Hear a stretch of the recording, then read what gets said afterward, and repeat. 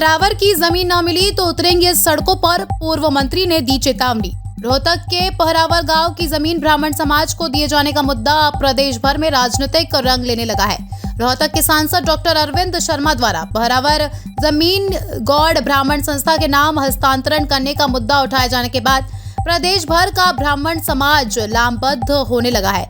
इसी को लेकर वीरवार को भिवानी के 1 दर्जन से अधिक ब्राह्मण संगठनों ने एकत्रित होकर पूर्व मंत्री डॉक्टर वासुदेव शर्मा की अगुवाई में भिवानी में पहरावर गांव जमीन बगैर किसी शर्त के गौड़ ब्राह्मण शिक्षण संस्था के नाम किए जाने की मांग उठाई। उन्होंने कहा कि यदि 21 जून तक सरकार ने ब्राह्मण समाज की मांग को नहीं माना तो प्रदेश के हर जिले में समाज के लोग सड़कों पर उतरकर सरकार के खिलाफ संघर्ष करेंगे। इस मौके पर पूर्व मंत्री डॉक्टर वासुदेव शर्मा व आदर्श ब्राह्मण सभा के प्रधान RK शर्मा ने संयुक्त रूप से कहा कि भूपेंद्र सिंह हुड्डा परिवार को रोहतक व सोनीपत में पटकनी देने वाले ब्राह्मण नेता डॉक्टर अरविंद शर्मा ने भाजपा को इस क्षेत्र में जीत दिलाने का कार्य किया। अब यही कि एक पूर्व मंत्री मनीष ग्रोवर बेवजह की बयानबाजी कर ब्राह्मणों का विरोध मोल ले रहे हैं। उन्होंने कहा कि यह मामला पूर्णतः मुख्यमंत्री के संज्ञान में है तथा उन्हें जल्द ही इस पर निर्णय लेकर गांव पहरावर की जमीन गौड़ ब्राह्मण शिक्षण संस्था के नाम करनी चाहिए, क्योंकि यह जमीन गांव पहरावर ने शिक्षण संस्था को 31 साल के लिए लीज पर दी थी,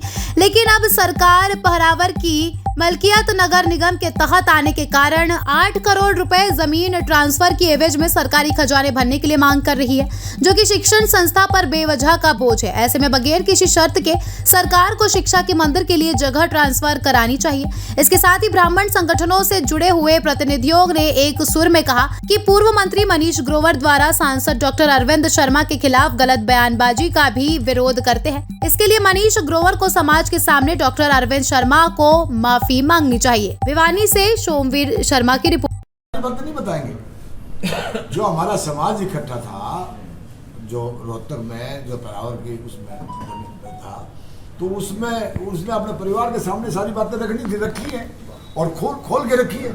उसके बारे में सरकार उस पर भी कोई डिसिप्लिनरी एक्शन की बात करती है तो वो तो मालिक है, वो तो आने वाले चुनाव में पता चल जाएगा। अभी कैसे जायज बात को ठुकराया जाता है, मान लो जमीन मिल जाता है। बावजूद भी ना डॉक्टर अरविंद शर्मा को जो है बोले हैं ना, उसके बारे में जो बोले हैं तो उसका भी पूरा स्पष्टीकरण मांगेंगे, उसकी पूरी इंक्वायरी करके ना, और जो दोषी लोग हैं ना जिन्होंने डॉक्टर अरविंद शर्मा के ऊपर उंगली उठाई है ना, उसको भी सजा दिलवाएंगे। क्योंकि डॉक्टर अरविंद शर्मा कोई छोटी मोटी चीज़ नहीं है, वो पूरा प्रदेश का समाज और 36 बिरादरी उनके साथ खड़ी है। वो CM के कैंडिडेट है, कोई छोटी मोटी चीज़ है। जब बीजेपी को जरूरत थी तो उसको ला के ना रोहतक और सोनीपत, जो कभी ऐसा पॉसिबल नहीं हुआ था इतिहास में, डॉक्टर भूपेंद्र हुड्डा दीपेंद्र हुड्डा को हराने में मोदी जी को पसीना आ जाए, जिसको हराया वो कोई छोटी चीज़ हो सकती है और उसका अपमान कौन सहेगा। ये ऐसे शख्स, ये भी तो इतने पुराने 70 साल के हो गए, ये किसी को सम्मान देते हैं तो वो कोई छोटी चीज़ नहीं हो सकती है। क्योंकि आप लोग सारे जानते हो डॉक्टर वासुदेव शर्मा को तो कम से कम ये जल्दी से किसी की तारीफ नहीं कर सकते जब तक आदमी सही नहीं होगा।